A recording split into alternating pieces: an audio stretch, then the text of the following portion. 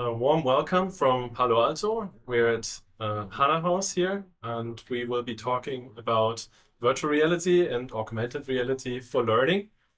And it's recorded on a 360 camera, so you will be able to look all around, choose which panelists you want to watch. And we are basically looking at this topic from all angles, literally, because of the camera and also because of the amazing panelists that we have. Because the panelists that we have today, they look at the topic from very different perspectives. So for one, we have John Haddock, who is CTO at Lenovo, and they are working on virtual reality, augmented reality headsets. We have Walter Greenleaf, who works at Stanford University. He is a medical expert on virtual reality, and he's also on a couple of startup boards, I heard, that are working in this space. Thank you very much for coming. Then we have Oliver here from 3Spin Learning. It's a platform that enables companies to create immersive learning experiences without using any code and to deliver it through the cloud. And then we have Monica, who worked at Meta for over 6 years, I think, and who was in charge of the $150 million fund that is specifically dedicated to immersive learning, which is a very unique thing in this industry, I believe. So thank you for being here. Thank you to the live audience that we have from all over the Bay Area. Really nice having you here too. So let's start with the first question, maybe to you, Monica. Sure. So I was wondering, within the space of VR and AR learning, what is it that you are most passionate about?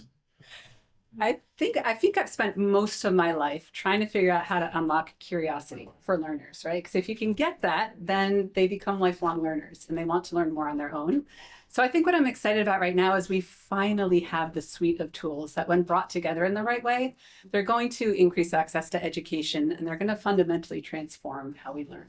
So I got really lucky in my first job right out of college. They had a corporate outreach program. This is at Deloitte. And so they sent us into the public schools in Manhattan. And I remember it was great to work with the students, but there wasn't a whole lot of teaching and learning going on. And I wanted things to become interactive. I wanted them to learn through exploration and have things jump off the page, but they just didn't have the tools. And so I started exploring ways in which technology could maybe get one step into that mode of learning, and ultimately went to graduate school to figure out how to really get those skills and push that forward. Taught for 10 almost some years, but again, every night it was trying to create lessons that were visually rich, engaging, and tied the real world to what we were doing. And I always lacked the tools to bring things to life in just that capacity. So moved on to Amazon, where I helped them create a learning platform and interactive learning labs where we could learn a little bit through exploration. Still early days of technology. But when I got to Facebook, I think it was my second week there, someone gave me a demo of a VR headset. And again, early days, it was terrible quality. Everyone got sick. It would overheat every 10 minutes. But I knew the second I put that on, it was the medium that we really needed to push things forward. And so right now, education has a lot of trouble with engagement and retention. It's been declining year over year. We're really struggling with it. But I think we're on the cusp right now, where not only do we have new technologies, but we have a whole new way of blending the digital with the physical that wasn't there before. And so this will inherently open up new pathways to unlock that curiosity and creativity and the connection, all of which we deeply need for learning experiences. But now I think we can do it at scale. So I'm excited that we're the ones that get to build kind of the first few stepping stones into it. And at the end, passion, I hope I can look back when I retire and say, I finally helped build some of those tools, and we finally brought them in to really transform learning together. Nice. Yeah, you talked about retention. I just remembered, Oliver and I, we talked this morning, and you said, how much? 90%? Did you forget 90%? 90% is forgotten within just a week. Yeah. 70% within 24 hours, 90% within a week. And it's only because so many stuff today, education, everything is so theoretical. People need to be curious, as you said, creative, hands-on. You need to do things to to really learn it. And Yeah. that makes it different. And the technology allows that to do that for the first time. And many things can't be learned theoretically, right? I mean, I'm thinking of you, Walter. You're in the medical space. There's a lot of difficulties in teaching things in the medical space, right? What are you most passionate about within VR and AR learning in the medical area? Well, VR and AR has already transformed how we provide medicine. I love the quote from William Gibson, "The future is already here, it's just unevenly distributed." And I think that applies to where we are using VR technology. In medicine, it's really a fundamental aspect, not just training the clinicians and the caregivers, but also the patients.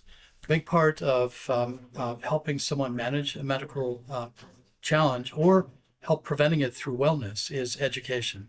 So we build it into a lot of the interventions we do through cognitive behavioral therapy, through mindfulness training, and through experiential learning to provide a more robust experience for the patient and have them retain what they need to do to help the difficult journey of healthcare. So we already have simulations of cadavers that show higher retention if you learn using a VR cadaver at your own pace as opposed to doing it in real time, and many other examples of learning procedural skills as well as skills directly relevant to maintaining a health condition. John, you are providing the hardware for use cases like that at Lenovo. What are you most passionate about in VR and AR learning? You told me to focus on hardware, but the passion is about just like knowledge and equal access to knowledge and efficiency, right? Like if you had a cadaver for every student, they could go at their own pace, but every student learns at a different pace. Everyone moves at a different pace. And that's one of the great things about this technology. I think, a lot of us saw through COVID when everyone came home from school, for years for some people, like every kid was at a different point. And like we're trying to push them all back into a classroom and learn the same subject the same year, even though they're age bracketed, they're not developmentally bracketed. And so you never know where one kid's going to accelerate. But with 30 kids in a room, you have to teach to everyone at once. And so it's that specialization. So it's equal access to information and the ability to specialize per student. I think is where you actually get the benefits over the real world interactions that you miss a bit in VR. And like you mentioned, with new technologies come out, now you get to actually blend the real and physical world. And so the one thing you can't do online through online university is lab time. But when you can actually bring the lab space experience, corporations are already seeing this in the enterprise, right? You no longer have to fly people to a training center to do that just soft skill onboarding, let alone hard skill onboarding or certifications for certain hard skills or safety procedures, all of that. It's just, the whole world's getting more efficient, but the hardware has definitely been lagging a bit. And so we're always racing between the hardware and the content. You're working on that.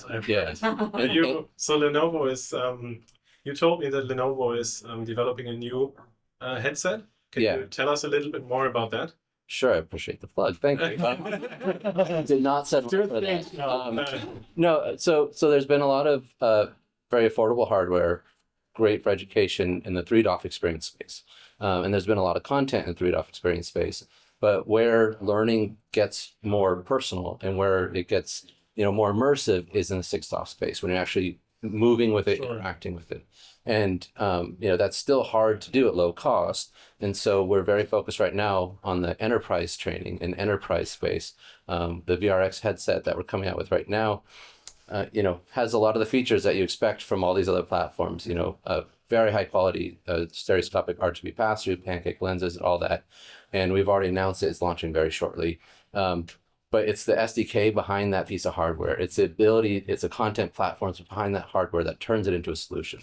And so Lenovo really, we've sold a lot of laptops, but we're really becoming a solution company, and that's our focus. And education is a great market for solutions, but it's very hard to deploy at scale because curriculums and districts. And so there's this whole problem has to be approached from both sides with both policy and technology. Well, you are well positioned as a company to give people flexibility, right? Because it's not always only about wearing a headset to do immersive learning, is it? No, and You're just giving me all the sound bites. Yeah, I mean, I started a startup, a hardware startup. Did that for very many years. And when the startup eventually no longer existed, put it in the polite Silicon Valley terms. Fun down. Yeah, there's a lot of soul searching involved, and a lot of the ingredients we were missing, I saw at Lenovo and I found at Lenovo, and it's it's an ecosystem, right? Motorola, so I can integrate with our phones. We make a lot of laptops and workstations, data centers, and we can deploy and support that technology worldwide. And so, our smart classroom solutions go from, low-cost laptops up to high-end university, visualization centers, and being able to, build solutions that work across the entire ecosystem is really a fantastic place to be.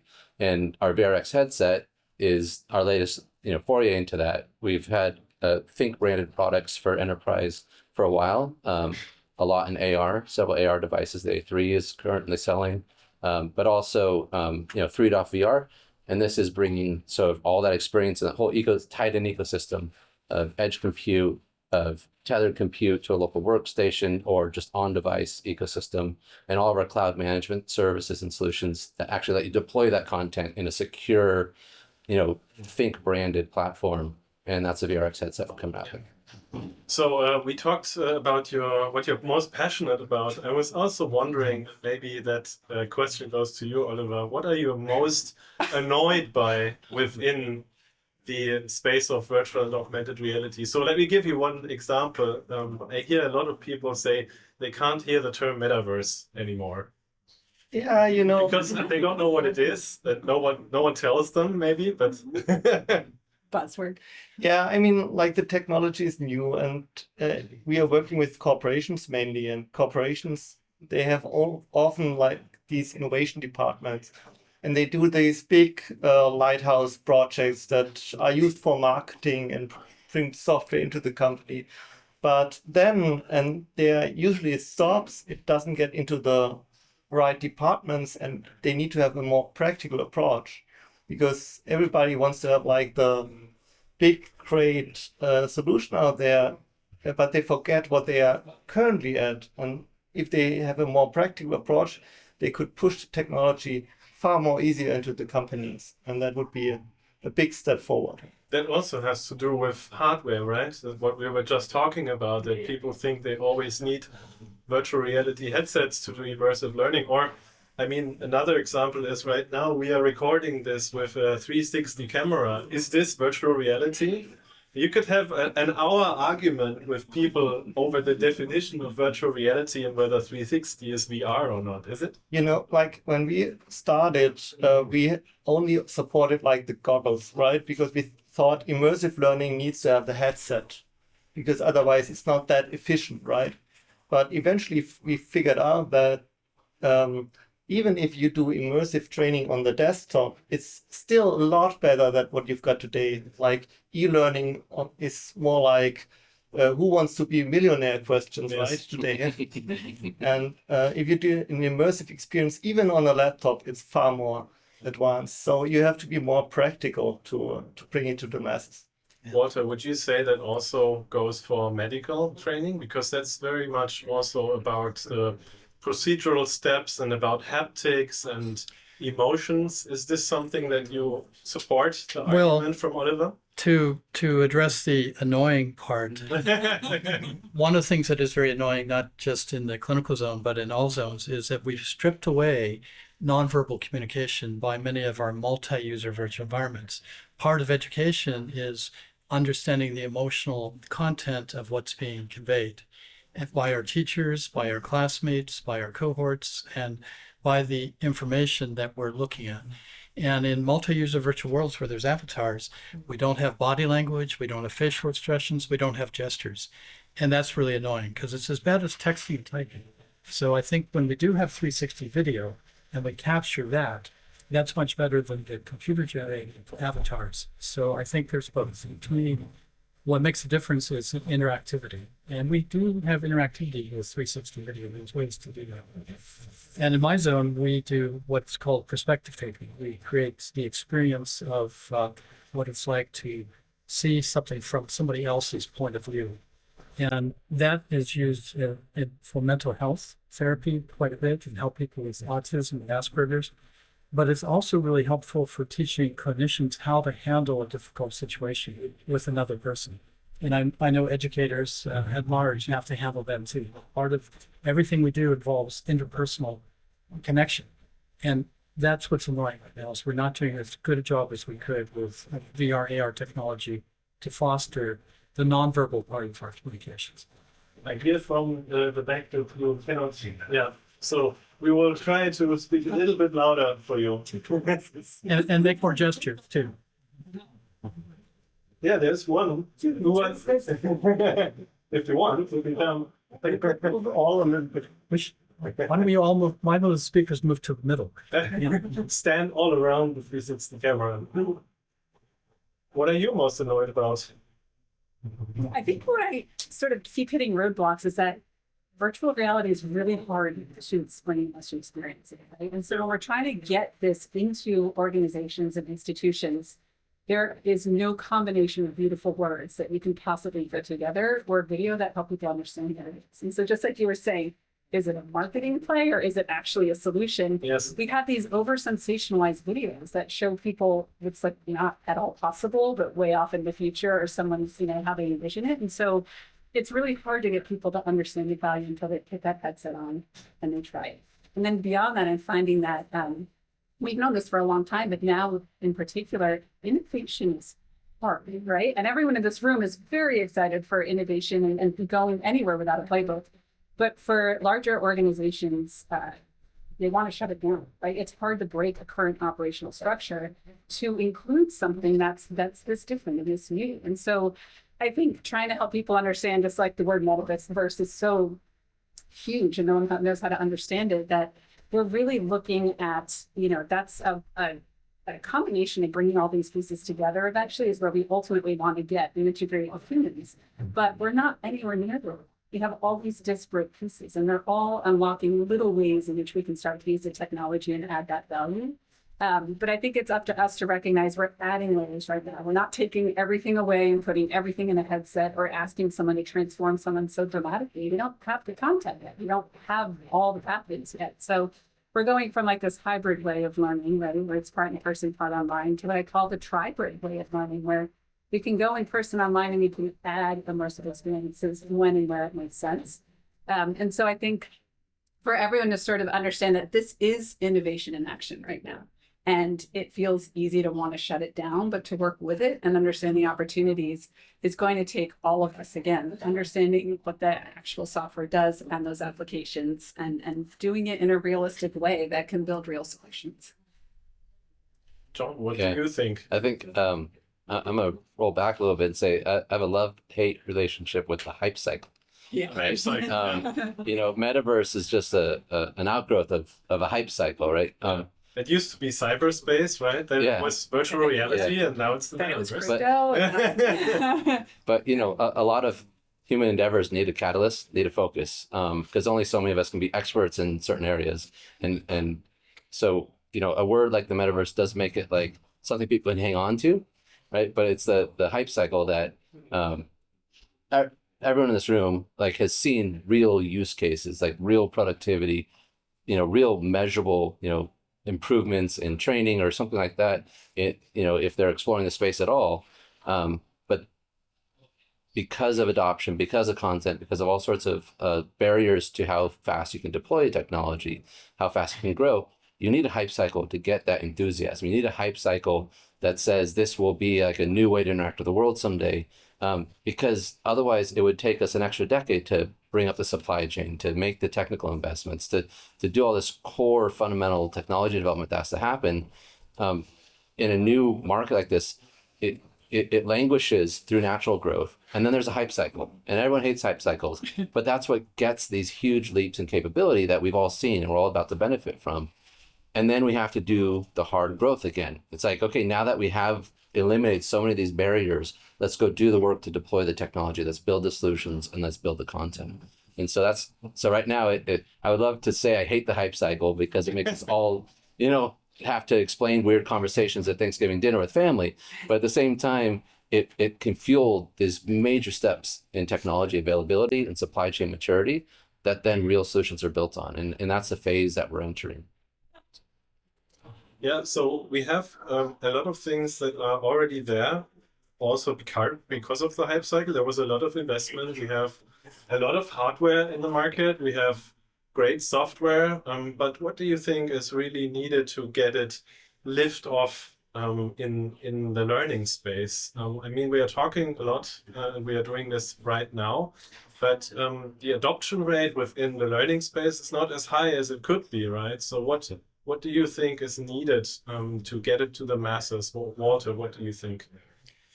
Well, in my zone, the barriers are different than in the educational zone. In my zone, it's finding the business model that will make it immediately valuable as opposed to long-term value. I think we have different metrics when it comes to general education, especially in our school systems.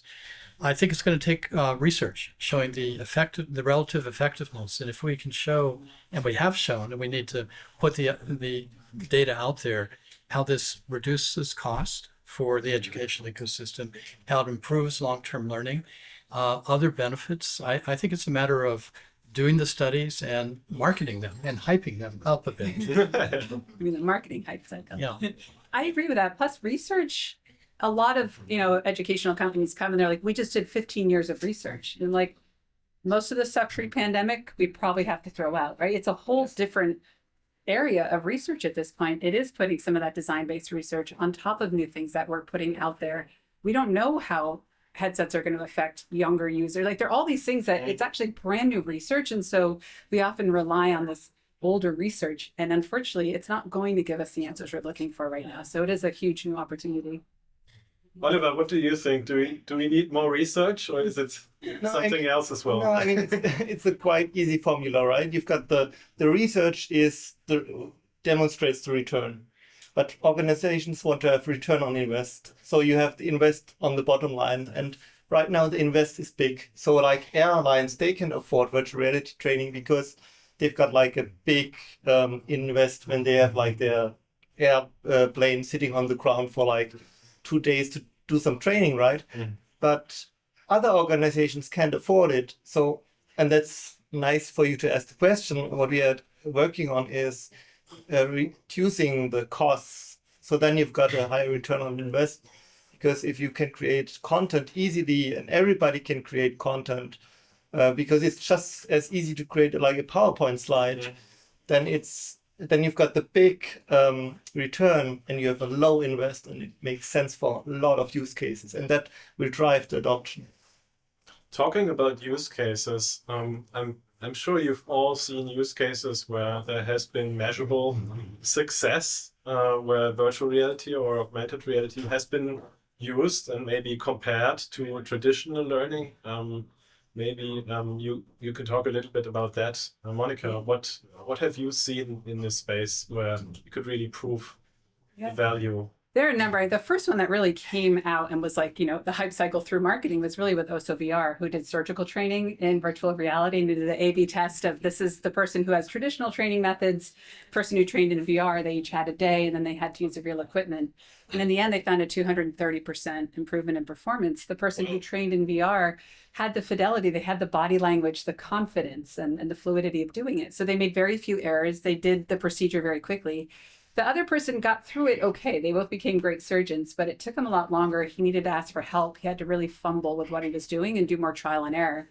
There's a company as well doing aerospace training, Delphi, which they have now combined generative AI with XR. And so you can take your best trainer and you can study them, put them through generative AI and create the avatar that now is not only training at this really high level of the best trainer, but they become your personal assistant. They're your tutor, they're your mentor, they're with you throughout the whole journey. So when you're first learning how to operate these incredible airplanes, eventually you do have to go to the real simulation and take that real test. But from not knowing anything up to that point, to have all of these technologies and simulations. You can do it from your living room. You have your little, guide right next to you all the time, giving you different scenarios.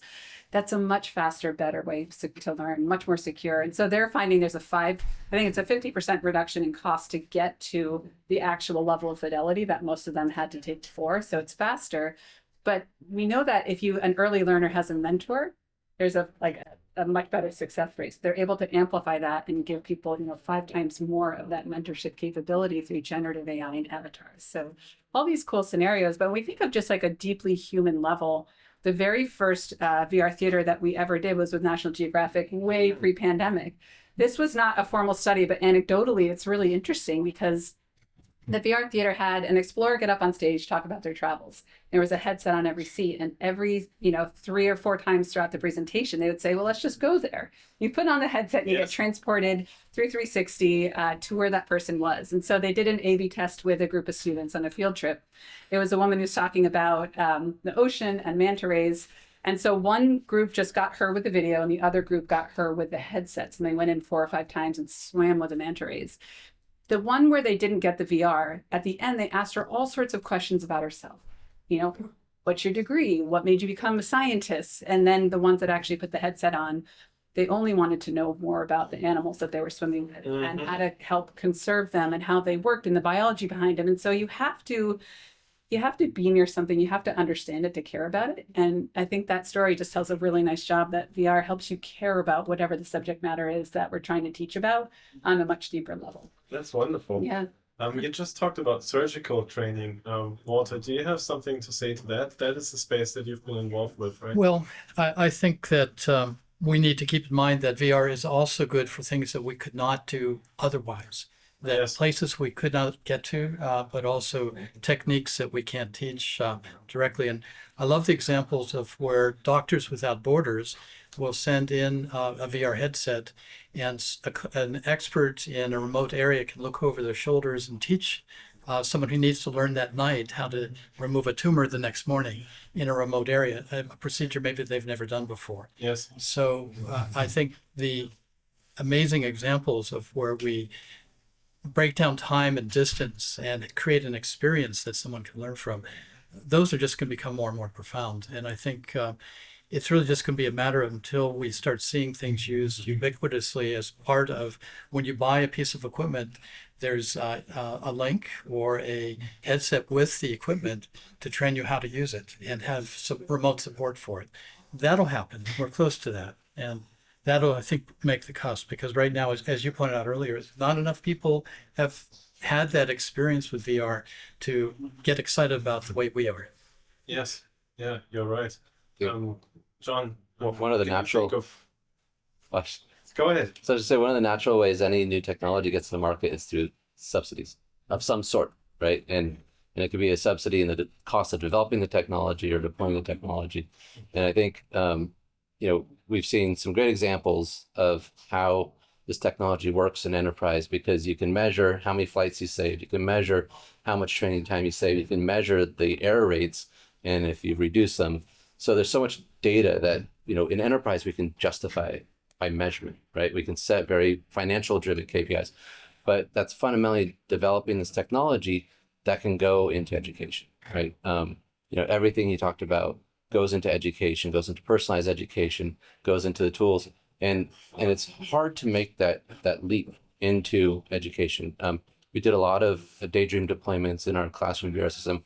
When that went away, we had to go recast all that into our own classroom solution, and it's really hard to get that to then scale because of the bureaucracies involved and just the uptake in technology. Where's the supply room where we're going to charge these? Where's the cart we're going to bring them out? Is there one for every classroom, or they move around the campus? How do I repair these? It's just, there's so many issues that have to be resolved that you really need a big push. And so how do we create the same sort of KPIs, the same measurements in education that you have in enterprise? And I think that's really what's going to help. And, it's equal access, right? That's one of the biggest things. Mm-hmm. And it's equal effects, right? So, disparities between school districts. California is one of the biggest education systems in the country. By dollar, they spend the most, but they have, by measurable results, big challenges with impact and with retention and with graduation rates. And so anything that you can do to show better retention, better personalization, and better effects, that, you have the two fold effect of efficacy and equality. And that's something that is really valued. And the amount of money a state like California, that's where we are, is spending, and the results they're getting, they probably aren't very happy with those returns on that investment. It's a huge social investment. And anything we can do to improve that with this technology that's already been shown to be effective in these other markets is going to be a huge benefit. But we all have to work in pushing that from the top and from the bottom. And exposing people to it through a ride at Universal where you're wearing the Mario goggles, exposing them to it, at a dreamscape type of, location-based entertainment.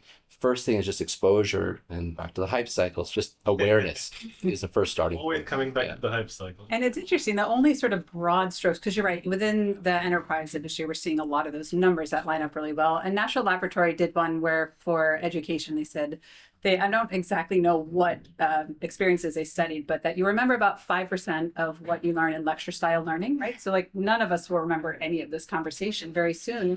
You remember about... That's so sad. That's why we're recording it. Yeah, maybe with sound. You remember about 10% of what you read and 75% of what you learn in VR. I mean, like that alone should be something that that's huge. How can we ignore that? Those are astounding numbers in an area that we've really struggled with the retention rates. And so I think you're right. And schools in this country, it's like every school makes their own decisions by and large. And so it's very hard to integrate solutions at scale. And most of them, the first thing they always say is, we can't afford the headsets. It's too expensive.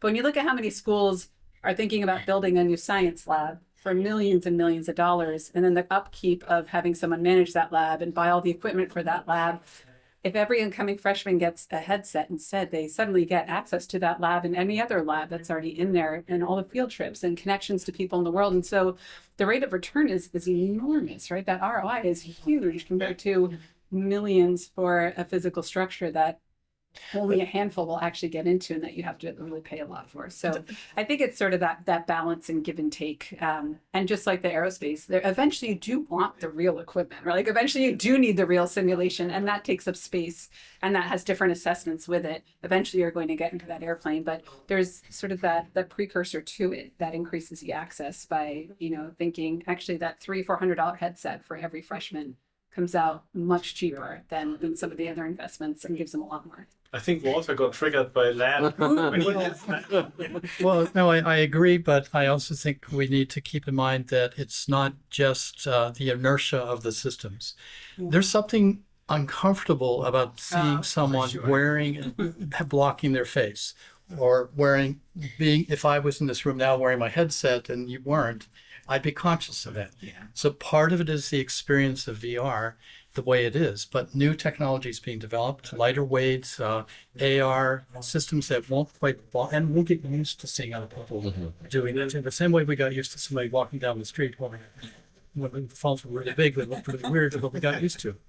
So I think that's part of it. There is a lot of inertia in all the systems, but it reduces cost, it's more efficient, it will eventually get out there, but part of what's holding it back is the anthropology of the situation.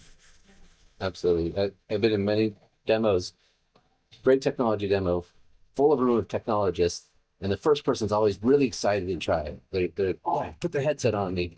And the first time they bump into someone or trip on something and everyone in the room kind of giggles a little, there's no second hand that goes up. It's like, okay, like we saw their experience. I'm sure it works, right? And no one wants to be that second person to be in that environment because it's so isolating in a social, if you're already physically isolated, it's very engaging and immersive. Yeah. But if you're already engaged and immersed, like in a room like this, it's very isolating. And so, the VRX, the first thing we did was think about what are these like barriers to adoption. And one is this, exposure to your environment. And so the dual RGB cameras is such a big deal. And, of course, we all work from home a lot. And so, my kids are just used to me able to see them. They can't sneak up and tease me because the cameras are always there. And just that awareness of your space around you is so big for people who may not spend a lot of time in VR. Right? We don't need people to spend 8 hours a day in VR to have VR be a success. But the first person that puts it on for the first time to learn a new job skill in a training center, you don't want them to feel like they're leaving the world that's around them. So you just leave the cameras on when they put it on, and then you can walk them into that experience. You can bring them into the experience and you bring them back out of the experience. And it seems very natural and much more intuitive, and you'll have a lot less friction to people trying it the first time. Just back to my original question about measurable success. Oliver, do you have examples that you could name where success? Yeah, I mean, as we are working mainly for corporations, there are numerous of those. So we have like an airplane company or airline company, and they train cargo personnel, and they reduced fail rates by 80% in the exams. So it's a huge step forward, because it's exactly what you said. Often you want to train something, but you don't have the resources, or you need to be certified before you can actually train or enter some lab and do the training. So it's like, where do you start? Do you have other examples of measurable success? I think we have very diverse people in the group, maybe from different industries. I talked to Brian here, and he's from PG&E. So we've got an electrical company, and they have a lot of training that involves dangerous situations, and you can't train that in the real world. And so there's a big step forward. Or in the pharmaceutical area, where you do training for labs, and you could reduce training time from 1 to 2 weeks. So it's, from the KPI perspective, it's in summary a lot more effective than any other e-learning methods. Well, there's some examples where you can't train unless you use VR. For example, Striver sells systems to Walmart, training for the big rush of Black Friday. Most Walmart employees don't stick around for more than a few years. So it's not something where people have experience, but they need to have an experience in order to be ready for that onslaught and to handle critical situations.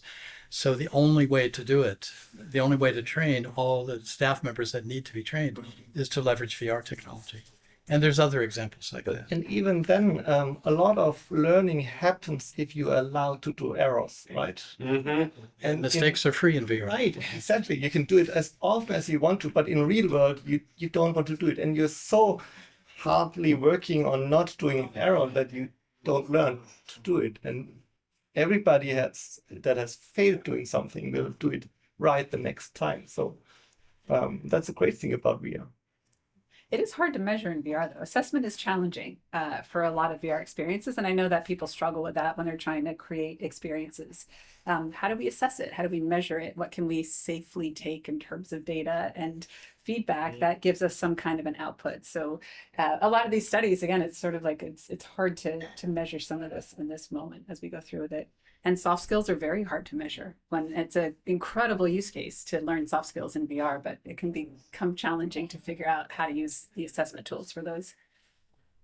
So we do have a live audience here, and I was wondering, after you've seen us and seen a lot of questions answered, if you have questions yourself that you would like to have answered, is there anything you are particularly interested in? And now is the chance to turn to the panel and ask if especially if you disagree. Yes, let's get a discussion going.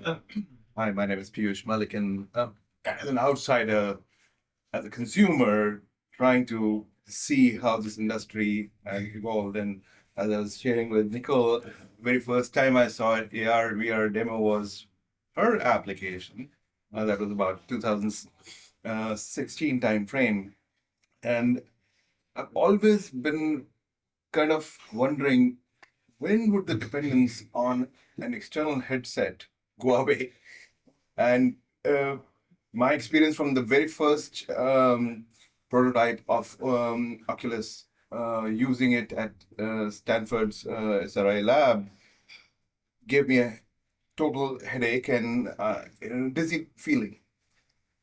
I've not come out of that mindset yet to say, okay, I'm fine with adopting this. I'm still recovering from the 3D spectacles that I've been buying over these decades.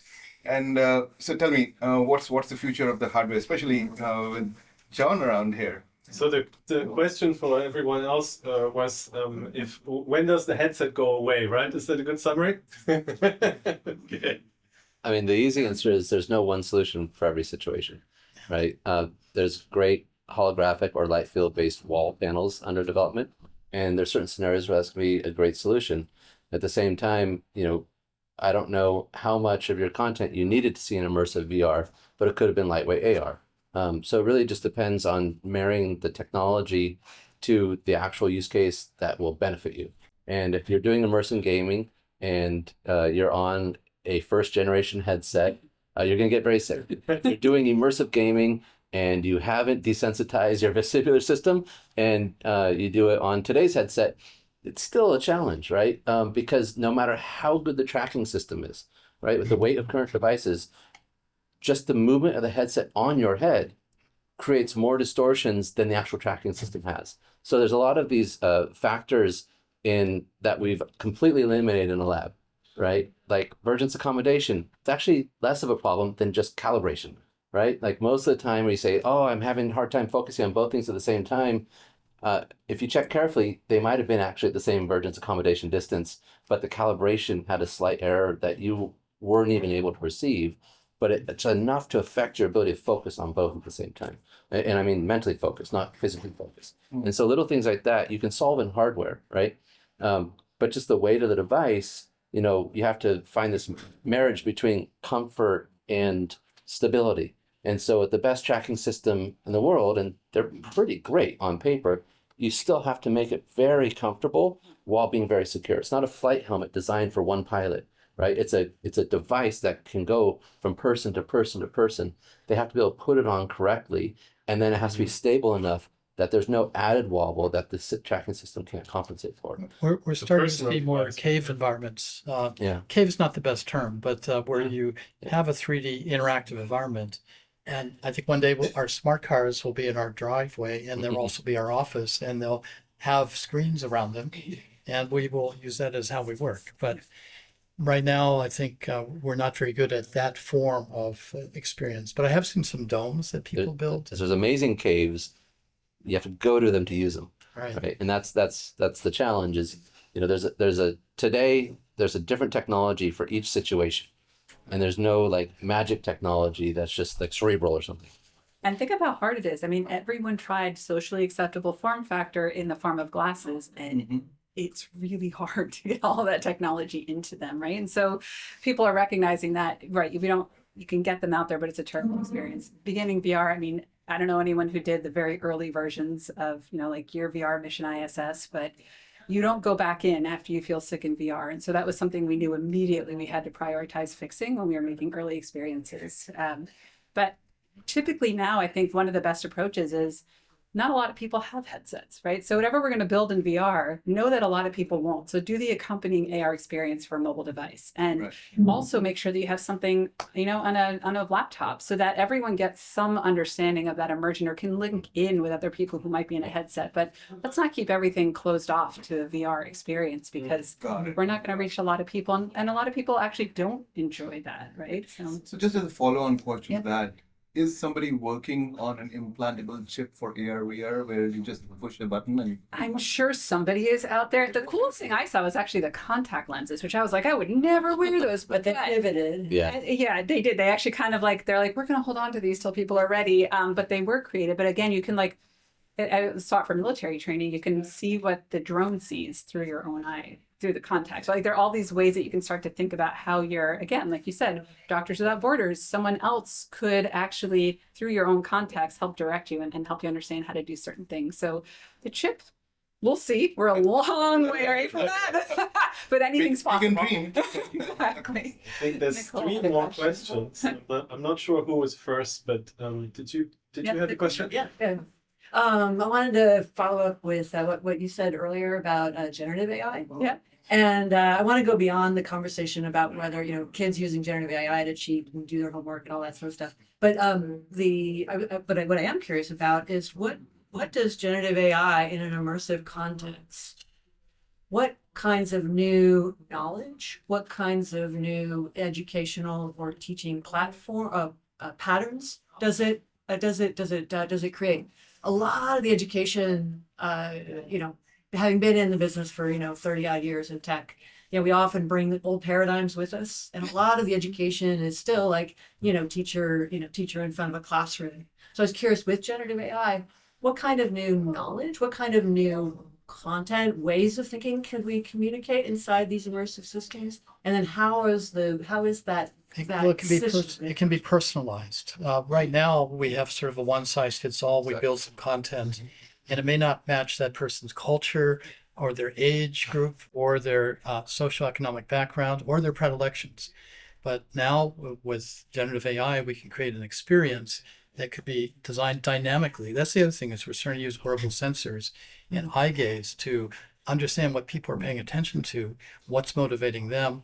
And with EEG, you can also understand what might they be learning from it, and then close that feedback loop and dynamically change the experience to adapt it to their style of learning. So that's where generative AI will come, is automatically creating the experience on the fly, specific to the user and their learning style. Oliver, what are you using it for? And you can have a guide that helps you and assists you. You've got like a teacher for everybody, right? And everybody can go in its own pace. And there's just another simple thing, you can create the world. And Yeah, that's huge. that's right now it's one of the biggest barriers for the technology to adopt, right? Where do I get the 3D model from? Yeah, where do I get it? Right. Yeah, exactly. It's more like Neil Stephenson's Diamond Age, than the street. And think of how much fun it'd be for a kid to be like, I want to be on the beach in blah blah, like just actually dynamically create this fantasy around them as they It's go Ray through. Bradbury's Could be short story. very interesting, right? But the learning use case is that it's personalization and it's dynamically adapting to what you need in the moment. It's going to be incredibly powerful. So next question, Sarah. Oh yeah. So my question was, in your opinion, what is the easiest way for adoption of VR? So, and like the type of content that should be prioritized to use VR, because my understanding is with headset and all that is the biggest blocker I find in terms of people getting it, accessing it, the cost of it. So in your opinion, what are the highest user groups, the type of content that speed up the adoption?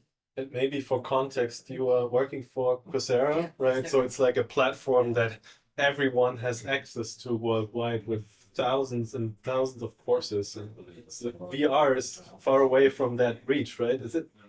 We actually have some courses that have I think that tend to utilize VR. So I was just wondering whether content really is So what's needed to get it to the masses?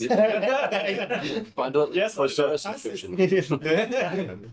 No, I mean, there are different things, right? So first of all, you could start with 360, because that's the easiest way to choose it. And then you can make it interactive with a solution like ours or other solutions out there to create those experiences. And it has been made easier for everybody to create those. You don't need to in the past, you had to program these VR experiences, right? You don't need to do that anymore. Everybody can do it. A learning designer can do it. A teacher can do it. We have a company, their apprentices are doing the content for the next year's generation. So it's that easy. And with generative AI, you get the environment. So that will push adoption. I think that's what you need. I think it's important to pay attention to two zones of acute need. One is our seniors, and the others are our students who were traumatized during COVID with fear and anxiety. There's a mental health crisis already extant, but it's going to get worse as the younger generations come up because of the trauma they went through. So I think in terms of courseware and where to look for, it's education, learning, and health and wellness for both our seniors and for our youngsters right now. That's the emergency we have to deal with. That's a great call out. If you think about platform-based learning, like the Coursera's of the world, you don't have to change everything and try to get a whole new market and revenue and income coming in. It's you have an incredible platform and a whole lot of technology in there. Add some icons where if people have headsets, they can hop in there and suddenly see whatever it is they're learning, or jump into an environment, or jump with others. And as they slowly start to see that, they're not missing out if they don't do it. but it's a huge value add if they do, and they're going to start to seek that out and do more and more of it. And that's how it kind of grows and spreads. But I don't think the technology is fully mature. We don't have enough content to just be like, here's the solution in a box and everyone's going to run towards it. I think it's a little bit more of stair stepping into it with the right applications and then growing it. Thank you very much for being here. Thank you very much for coming and for listening. And yeah, you're welcome to stay a little longer and also get a bottle of water or a granola bar or something you still have there if you like. So yeah, thank you very much for now.